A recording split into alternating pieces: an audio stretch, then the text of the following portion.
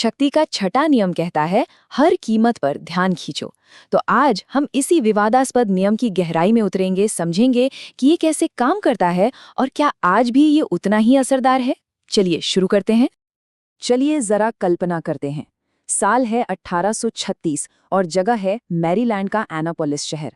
एक नौजवान है जो अभी अभी अपने करियर की शुरुआत कर रहा है। उसे नहीं पता कि उसे एक ऐसा सबक मिलने वाला है जो उसकी पूरी जिंदगी बदल कर रख देगा। ये नौजवान कोई और नहीं बल्कि पीटी बर्नम था। तो होता यह है कि वो अपना काला सूट पहनकर शहर में घूम रहा होता है कि अचानक कुछ लोग उसे घेर लेते हैं। देखते ही देखते ये कुछ लोग एक गुस्साई भीड़ में बदल जाते हैं। उनमें से एक आदमी चिल्लाता है, अरे ये तो कैनेगे है, वो कातिल। बस इतना सुनना था कि भीड़ बर्नम पर टूट पड़ती है।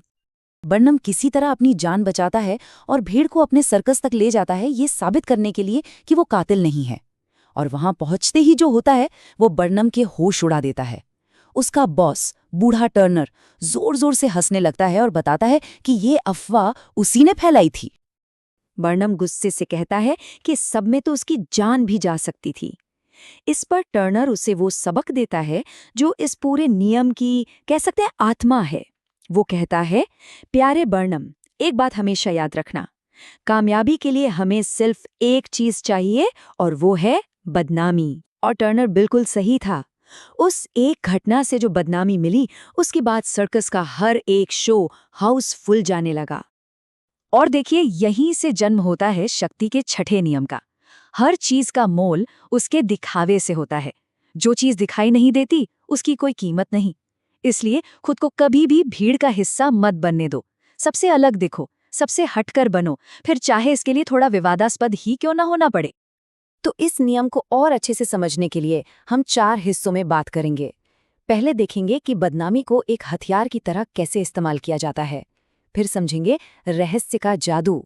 इसके बाद किसी बड़े नाम पर हमला करके ध्यान कैसे खींचा जाता है। और आखिर में आज के ज़माने में ध्यान और प्रतिष्ठा के बीच का बैलेंस क्यों इतना ज़रूरी है। तो चलिए शुरू करते हैं पहली स्ट्रैटेजी से। बर्नम ने अपने पूरे करियर में बार बार ये साबित किया कि विवाद यानी कंट्रोवर्सी ध्यान खींचने का एक अचूक हथियार है। जब बर्नम का अपना म्यूजियम था तो उसने ध्यान खींचने के लिए एक बहुत ही अजीबोगरीब तरीका निकाला। उसने एक भिखारी को नौकरी पर रखा और उसे 5 ईंटें दी। उस आदमी का काम बस इतना था, म्यूजियम के सामने एक अजीब से रास्ते पर चुपचाप चलना, एक एक करके ईंटें रखना और उठाना, और आखिर में एक ईंट लेकर म्यूजियम के अंदर चले जाना। और हाँ, उसे किसी से भी बात करने की सख्त मनाही थी। और इस अजीब सी हरकत का नतीजा क्या हुआ? कुछ ही दिनों में उस ब्रिक मैन को देखने के लिए लोगों की भीड़ लगने लगी। सब हैरान थे कि आखिर ये चल क्या रहा है, और इसी जिज्ञासा के चक्कर में वो म्यूजियम का टिकट खरीदने लगे। बर्नम ने ऐसे हथकंडे बार बार अपनाए। उसने दावा किया कि उसके पास 161 साल की एक महिला है जो जॉर्ज वॉशिंगटन की नर्स हुआ करती थी। फिर उसने खुद ही अखबारों में गुमनाम खत लिखकर अपने इस दावे को फ्रॉड बता दिया, ताकि और भी ज्यादा लोग सच्चाई जानने के लिए आए। बर्नम का फंडा सीधा था, किसी भी तरह का अटेंशन, चाहे अच्छा हो या बुरा, अटेंशन तो होता है। लेकिन सिर्फ हंगामा खड़ा करना ही ध्यान खींचने का अकेला रास्ता नहीं है। एक दूसरा और शायद ज्यादा दिलचस्प तरीका है रहस्य पैदा करना। जो चीज रहस्यमयी लगती है ना, वो अपने आप लोगों का ध्यान खींच लेती है। मगर सवाल ये उठता है कि ये रहस्य, ये मिस्ट्री आखिर पैदा की कैसे जाती है। इसका सबसे शानदार उदाहरण है माता हारी की कहानी। एक तरफ थी वो पहचान जो माता हारी ने दुनिया के सामने रखी, और दूसरी तरफ थी उसकी असली सच्चाई, और दोनों में जमी आसमान का फर्क था।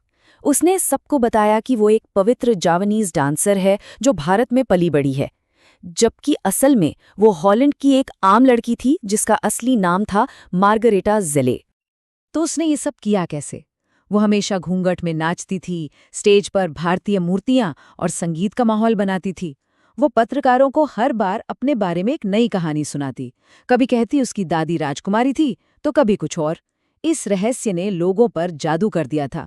लोग उसके डांस से ज्यादा इस बात से फैसिनेटेड थे कि आखिर वो है कौन, और इसी रहस्य ने उसे एक आम डांसर से एक दैवीय हस्ती बना दिया। तो हमने विवाद देख लिया, रहस्य देख लिया। अब बात करते हैं तीसरी स्ट्रैटेजी की, जो खासकर उन लोगों के लिए है जो अभी अपनी पहचान बना रहे हैं।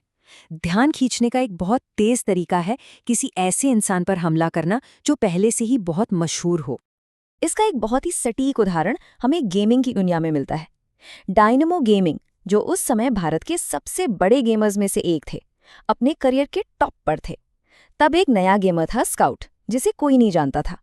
स्काउट ने खुलेआम डायनेमो को टारगेट करना शुरू कर दिया और इस हमले का नतीजा ये हुआ कि डायनेमो के सारे दर्शक स्काउट के बारे में बात करने लगे। रातों रात स्काउट को वो अटेंशन मिल गया जिसके लिए वो तरस रहा था। लेकिन यहाँ एक बहुत जरूरी बात है, सिर्फ हमला करना ही काफी नहीं होता। स्काउट ने उस शुरुआती अटेंशन का फायदा इसलिए उठाया क्योंकि उसके पास टैलेंट था। उसने अपने गेमिंग स्किल से ये साबित कर दिया कि वो सिर्फ खोखली बातें नहीं करता। उसने उस अटेंशन को एक बड़े करियर में बदल दिया और आज वो ई स्पोर्ट्स की दुनिया का एक बहुत बड़ा नाम है। और इसी बात से हम पहुंचते हैं अपने सबसे अहम और आखिरी हिस्से पर, ध्यान और प्रतिष्ठा, यानी अटेंशन और रेपुटेशन के बीच का बैलेंस, खासकर आज के डिजिटल दौर में। आज के सोशल मीडिया के जमाने में ये नियम और भी ज्यादा देखने को मिलता है। पुनीत सुपरस्टार या जोगिंदर जैसे लोग हैं जो अटेंशन पाने के लिए किसी भी हद तक जा सकते हैं और उन्हें वो अटेंशन मिलता भी है, इसमें कोई शक नहीं। लेकिन प्रॉब्लम ये है कि इस प्रोसेस में वो अक्सर अपनी रेप्यूटेशन को दांव पर लगा देते हैं। ये जो चार्ट है ये इस पूरी प्रॉब्लम को साफ साफ दिखाता है। शुरुआती अटेंशन का ग्राफ तो एकदम से ऊपर जाता है, लेकिन एक लंबे समय तक टिकने वाली रेप्यूटेशन नहीं बन पाती और बिना रेप्यूटेशन के वो अटेंशन ज्यादा दिन तक कायम नहीं रहता। तो फिर होता क्या है? इसके बाद आता है अगला कदम, जिसे हम कह सकते हैं इमेज को व्हाइट वॉश करना। शुरुआती कंट्रोवर्सी के बाद ये लोग अच्छे काम या नेक इरादे दिखाकर अपनी रेप्यूटेशन को दोबारा बनाने की कोशिश करते हैं। जैसे पुनीत सुपरस्टार को कई इंटरव्यू में खुद को एक भला इंसान बताकर ये करते हुए देखा जा सकता है।